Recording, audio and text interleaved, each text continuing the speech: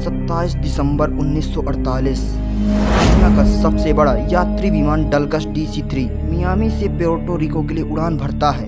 134 लोग, 125 यात्री और 9 क्रू मेंबर्स उम्मीद, हंसी और छुट्टियों के सपनों के साथ आसमान में रात के 8:13 उत्तरी अटलांटिक के ऊपर 8300 फीट की ऊंचाई पर विमान 180 मील प्रति घंटे की रफ्तार से बेधड़क दौड़ रहा था। कॉकपिट में कैप्टन रॉबर्ट मिलर और उनका को पायलट, सब कुछ सामान, लेकिन फिर रेडियो पर एक हल्की सी क्रैक क्रैक आवाज, San Juan air traffic control की आवाज कमजोर पड़ने लगती है।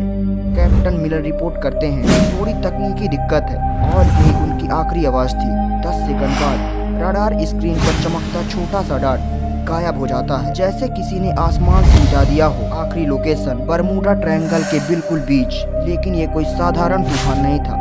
अचानक आसमान फटता है, एक विशाल घूमता हुआ अंधेरा बवंडर, जैसे समुद्र और बादलों का दैत्य मिलकर जाग उठा हो। कॉकपिट के बाहर सिर्फ काली दीवारें और बिजली की नीली चमक, अंदर चीखें, प्रार्थनाएं और इंजन की दर्दनाक गड़गड़ाहट। कैप्टन मिलर कंट्रोल व्हील को पूरी ताकत से थामे हुए हैं, लेकिन सभी उपकरण बंद हो चुके हैं। कंपास पागलों की तरह घूम रहा है, रेडार ब्लैंक, विमान अब किसी इंसान के नियंत्रण में नहीं और सब कुछ एकदम सन्नाटा और चुप्पी। वो विमान और उसमें सवार 134 लोग हमेशा के लिए गुम हो गए। तूफान के जबड़ों में वो बस पागलपन की रफ्तार से उड़ता जा रहा था। 30 मिनट तक आसमान गरजता रहा, बिजली चमकती रही और हर झटके के साथ लोगों की चीखें और तेज होती गई। फिर एक झटके में वो बाहर निकले, लेकिन राहत का नामो निशान नहीं। नीचे बस अनंत नीला समंदर, इंजन खामोश, विमान धीरे धीरे मौत की तरफ झुकता हुआ। तभी को पायलट की आंखें फैल गई। वो देखा दूर एक अनजान अनछुआ द्वीप, जैसे कहीं से उभर आया हो, लेकिन रनवे नहीं था, सीधा एक विशाल पुराने पेड़ से टकराव। पेड़ की मोटी फैली शाखाएं जैसे लोहे का जाल विमान को अपनी बाहों में थाम लेती है। टक्कर हुई पर वो शाखाएं झटके को निकल गईं। 134 लोग जिंदा, ये चमत्कार था। पर कहानी यहीं से शुरू हुई। अंदर रोना, कराहना, घबराहट। कैप्टन रॉबर्ट मिलर के सिर से खून बह रहा है, फिर भी वो खड़े हो गए। सब शांत रहो, हम जिंदा हैं। एक महिला आगे बढ़ी, doctor Evelyn read, retired army surgeon. उन्होंने एक एक करके घायलों को संभालना शुरू किया। 10 लोग बुरी तरह घायल, टूटी हड्डियां, सिर फटे, खून बहता, बाकी सदमे में पर जिंदा। जब सब नीचे उतरे तब समझ आया ये कोई आम जगह नहीं। घना जंगल, अजीब पेड़ पौधे, चुप्पी जो कान फाड़ दे और सब डरावना। ये द्वीप किसी नक्शे पर नहीं था। द्वीप पर पहला और सबसे खतरनाक दुश्मन था प्यास। गले सूख रहे थे, होंठ फट चुके थे और आंखों में सिर्फ एक सवाल था, पानी कहाँ है। लेकिन चारों तरफ ना नदी, ना झरना, ना कोई साफ पानी का स्रोत, बस तपता सूरज और खामोशी। एक ही उम्मीद बची थी और वो थी बारिश। कैप्टन मिलर ने फौरन कमान संभाली। उन्होंने सबको छोटे छोटे समूहों में बांटा। पहला समूह विमान के मलबे में से खाना, दवाइयाँ और काम की चीजें ढूंढने में जुट गया। दूसरा समूह कैप्टन के साथ मिलकर आश्रय बनाने में। टूटी सीटें, धातु की चादरें और बड़े पत्ते, सब मिलाकर उन्होंने एक टेढ़ी मेढ़ी लेकिन काम चलाऊ छत खड़ी कर दी। कम से कम यह उन्हें रात की ठंड और अचानक आने वाली बारिश से बचा सकती थी। रात आई और अंधेरे में सभी एक दूसरे से सटकर बैठे रहे। दिमाग में सिर्फ 2 सवाल घूम रहे थे, क्या कोई हमें ढूंढेगा? क्या हम यहाँ से जिंदा निकल पाएंगे? सुबह का उजाला नई उम्मीद, नई नई मुसीबत लेकर आया। खाना खत्म हो रहा था और आग जलाने का कोई तरीका नहीं था। जो थोड़ा बहुत राशन मिला था वह कुछ दिनों का मेहमान था। अब उन्हें द्वीप पर ही भोजन खोजना था, लेकिन कौन सा फल जहरीला है और कौन सा खाने लायक है, ये जानने का कोई तरीका नहीं था। और यही पहली बड़ी गलती हुई। एक अधेड़ उम्र का आदमी भूख से बेहाल एक अनजान फल खा गया। कुछ ही घंटों में उसका चेहरा नीला पड़ने लगा, शरीर ऐंठ गया और देखते ही देखते वह तड़पते हुए मर गया। यह थी इस द्वीप की पहली मौत। डर का जहर अब सिर्फ फलों में नहीं, लोगों के दिलों में भी फैल चुका था।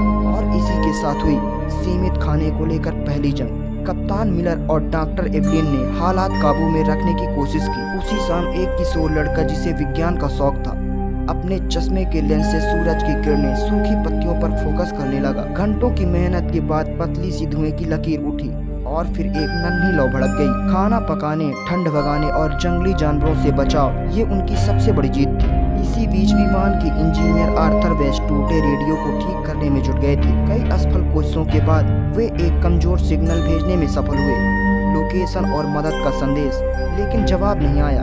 बैटरी खत्म, और बाहरी दुनिया से आखिरी कड़ी भी टूट गई। दिन गुजरते गए, 10 दिन बाद भी कोई बचाव दल नहीं आया। थकान और हताश के बीच 4 लड़के और एक लड़की ने एक रात चुपके से मलबे से बनी छोटी नाव समुद्र में उतारी और कभी वापस नहीं लौटे। उनका अंजाम आज तक एक रहस्य है। उनके जाने के बाद बाकी लोगों को समझ आ गया ये जंग लंबी चलेगी। कप्तान मिलर ने सबको इकट्ठा कर एक स्थायी व्यवस्था बनाई। काम बांटे गए, कुछ लोग जंगल में फल और भोजन ढूंढने, तो कुछ आश्रय और सुरक्षा मजबूत करने में जुट गए। अब ये सिर्फ जिंदा रहने की लड़ाई नहीं थी, बल्कि उम्मीद बचाए रखने की जंग थी। दूसरी टीम आश्रय को और मजबूत करने में जुटी थी। डॉक्टर एवलिन और कुछ साथियों ने घायलों की देखभाल संभाल ली। उधर अमेरिकी सरकार ने अटलांटिक में इतिहास का सबसे बड़ा खोज अभियान छेड़ दिया। समंदर का हर कोना खंगाला गया, पर विमान का एक टुकड़ा भी नहीं मिला। एक हफ्ते बाद खोज धीमी पड़ने लगी। द्वीप पर बचे लोग अब जीना सीख रहे थे। पत्थरों और विमान की धातु को घिसकर उन्होंने चाकू भाले बनाए, लेकिन असली खतरा था जंगली सुअर। रात में उनका झुंड शिविर पर हमला कर देता। सौभाग्य से यात्रियों में एक शिकारी ट्रेनर था जिसने भाला फेंकना और जाल बिछाना सिखाया। कई दिनों की तैयारी के बाद उन्होंने पहला सुअर मार गिराया। लड़ाई में 2 लोग घायल हुए, मगर जीत सिर्फ भोजन की नहीं थी, ये उनकी एकता और जिंदा रहने की जिद थी। फिर उन्होंने टूटे नारियल के तनों से रेत पर बड़े बड़े अक्षरों में हेल्प लिखा। उम्मीद थी कि कोई जहाज या विमान ऊपर से गुजरे और उनकी पुकार सुन ले। अगर हाँ, तो 1 सेकंड निकाल कर वीडियो को लाइक कर दीजिए और चैनल को सब्सक्राइब करना मत भूलिए। आपका एक सब्सक्राइब मुझे ऐसे ही सच्ची और रोंगटे खड़े कर देने वाली कहानियाँ लाने की ताकत देता है। और हाँ, कमेंट के पास जो नया हाइप बटन है, अगर कहानी दिल तक पहुँच रही है तो उसे भी जरूर दबाइए। अब लौटते हैं उस दर्दनाक सफर पर। 6 महीने बीत चुके थे बाहरी दुनिया के लिए NC-16002 और उसमें सवार 134 लोग। अब बस एक रहस्य थे। $45 मिलियन झोंकने के बाद अमेरिकी सरकार ने सर्च ऑपरेशन बंद कर दिया। सबको आधिकारिक तौर पर लापता मान लिया गया। पर इस अनजान द्वीप पर उम्मीद और निराशा के बीच एक नया जीवन आकार ले रहा था। डॉक्टर एवलिन की देखभाल में गंभीर घायल धीरे धीरे ठीक हो रहे थे और छोटे मोटे काम संभालने लगे थे। लेकिन बीमारी, भूख और टूटे मन ने कुछ और जिंदगियां छीन ली। गिनती घटकर 114 रह गई।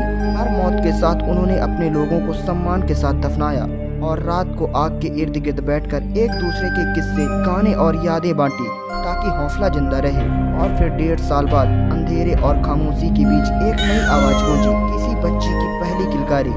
एक युवा जोड़े ने एक स्वस्थ बेटे को जन्म दिया। उस पल पूरे द्वीप ने पहली बार महसूस किया जिंदगी अभी भी हार नहीं मानी है। द्वीप पर बच्चे का जन्म उम्मीद की किरण था। 2 साल में लोग जीना सीख चुके थे। छोटी खेती, मछली पकड़ने के नए तरीके, सब कुछ सही चल रहा था। पर सभ्यता में लौटने की चाह आज भी जिंदा थी। इंजीनियर आर्थर वेंस ने सबसे बड़ा सपना रखा, एक नाव बनाना। महीनों तक विमान के टुकड़े, लकड़ी और बेले जोड़ते रहे। जब नाव बनी तो पूरा द्वीप जश्न में डूब गया। 25 सबसे ताकतवर लोग मदद लाने निकले। शुरुआत अच्छी थी, लेकिन कुछ मील बाद ही आसमान काला पड़ा। तूफान ने हमला किया, लहरों ने नाव को पलट दिया। कुछ ही लोग तैर कर लौट पाए और उनमें से 16 लोग हमेशा के लिए समंदर में खो गए। पहले बीमारी और निराशा से 15 लोग मर चुके थे। अब इस हादसे ने 31 की संख्या पूरी कर दी। 5 पहले ही भाग चुके थे। अब बस 98 लोग बचे थे। उम्मीद का सूरज डूब चुका था। 5 साल बीत गए। कुछ ने उम्मीद छोड़ दी, मान लिया कि यह द्वीप उनकी आखिरी मंजिल है। बाहर निकलने की कोशिश मतलब मौत को न्योता। जो बच्चे यहाँ पैदा हुए उनके लिए यह पूरी दुनिया थी। ना कार, ना बिजली, ना शहर।